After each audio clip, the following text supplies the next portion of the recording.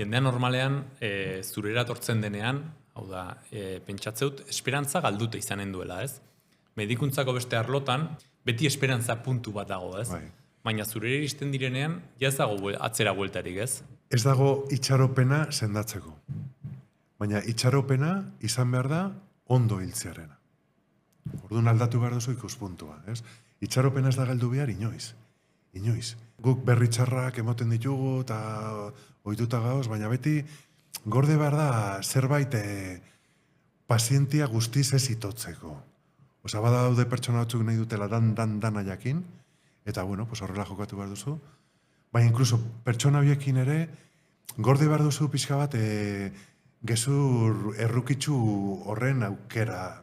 Gure lana da bildurrerak usatzea, orduan, beti jokatu behar duzu, eta jakin behar duzu noiz bai, noiz ez, ez? Eta beti ere, itxaropena ez direla bakarrik egongo, ez ditugu abandonatuko, eta gure lana izango dela, sufrimendu hori alik eta gehien kentzia.